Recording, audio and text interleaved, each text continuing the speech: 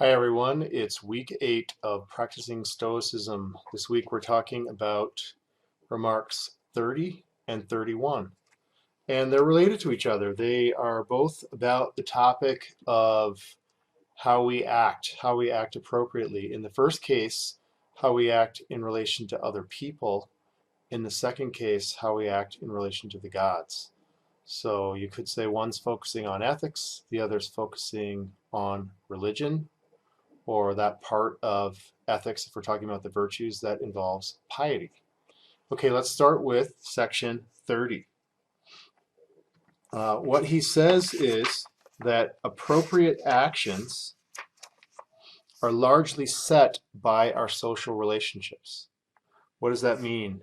It means, as he says toward the end of the remark, that you should make it a habit of studying your social relationships. What are they?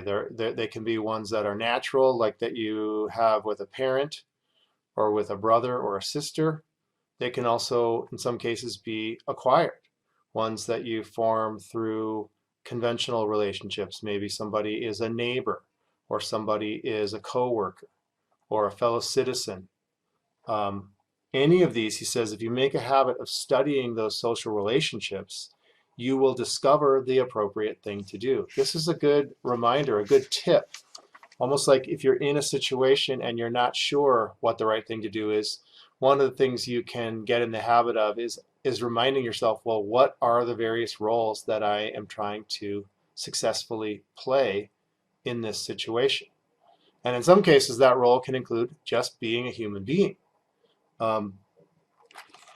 Epictetus starts out by talking about relationships with a father, including a father maybe that isn't treating you well, maybe who's abusive or who is violent, or a brother who treats you badly.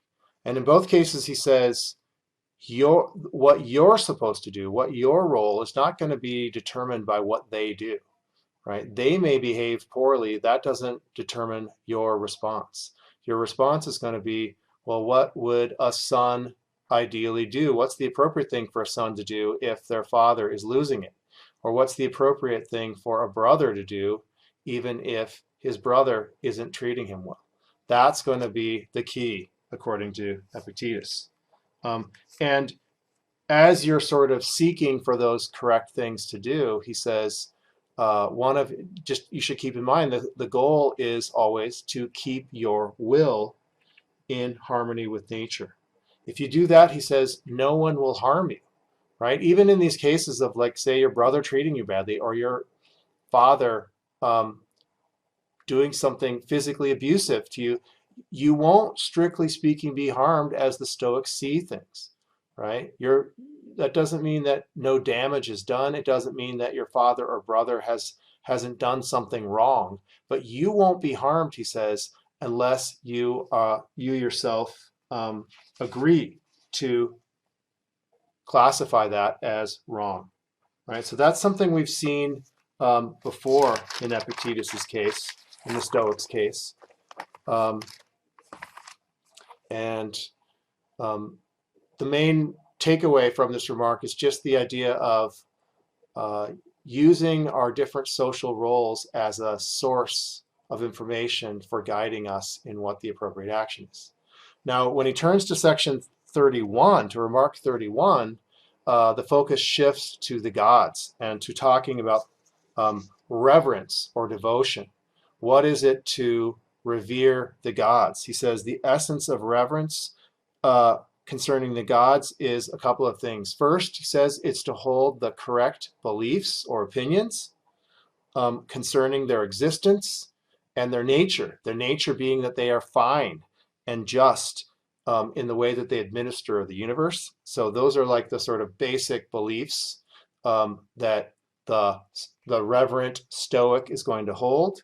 And the second, he says, is to position yourself to kind of adopt the right frame of mind so that you will obey the gods and accept whatever happens in life, complying with it willingly, he says, on the understanding that what comes to pass has been ordained by them, by their most excellent decisions. So there's a sort of, this is an attempt to explain what it would be like to, it's maybe a part of trying to live in accordance with nature, but it's personifying it in terms of the gods. It's thinking about nature and the world and the gods as having this just quality to it. And the question is, well, how do you hold those correct beliefs? How do you position yourself? What is it? What will it take for you to be oriented toward them in the right sort of way? And he says there is a precondition.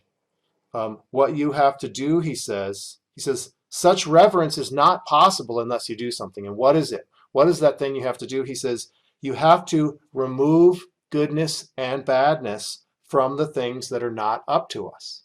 And we're familiar with that, right? We've been working on that as a goal, as an activity.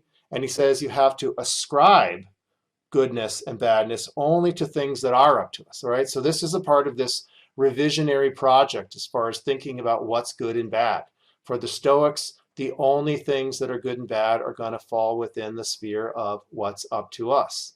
And Epictetus is basically saying, only if you do that will it be possible for you to have reverence towards the gods. And you might wonder, well, why is that? And what he says is, look, if you don't do that, if you judge things that are outside of our control as good or bad, then as inevitably will happen in your life, when you fail to get those things, what's going to happen? Either you fail to get things you want or you encounter things you don't want. He says, in those cases, you are bound to blame the gods, right? And to hate them for being responsible. So that's going to, you won't, your relationship to the gods will be undermined, he says, if you don't have the correct conception of what is good and what is bad. Okay? So you might think of it as, you need to engage in this removal of good and bad from a part of your life and a location of good and bad, right? Narrowly, it's only located in what's up to us. If you do that, he says, that will be the site of reverence. That will be the place where you locate your interests. And once you've done that, then you'll be able to relate to the gods in the appropriate way. You'll be able to be thankful to them for what they've given you. When you realize that goodness is within your grasp, it's up to you. It's something you can either obtain or fail to obtain depending on how you act, then reverence becomes possible, he says. Now, what happens if you don't do that?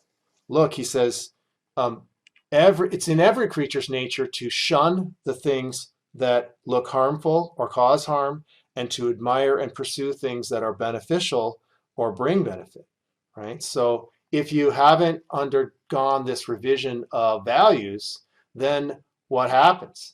Not only will you be unable to relate to the gods in the appropriate way, but there will be all sorts of human conflict. Fathers and sons will get into conflict with one another, right? Brothers, farmers will malign the gods, and the sailors and merchants and people who have lost their spouses or the children. They will, all of these things, because they think that whatever it is they've lost is where their interest lies and is truly good, then when they lose those things, they will blame the gods. Okay? So what he concludes is wherever people's interest lies, that's the site of their reverence. So if you are careful, he says, and if you focus your desires and aversions where you should, he says, you'll then be equally careful about reverence. So you'll sort of prepare the site. You will make a proper reverence possible by engaging in this habit of making sure that your desires and aversions are appropriately regulated. Okay? Now, he closes with one last thought, which he says is that regardless of whether you have succeeded at this task, you still also, he says, should perform religious rituals and make customary offerings as long as when you do that, you do it with a pure heart.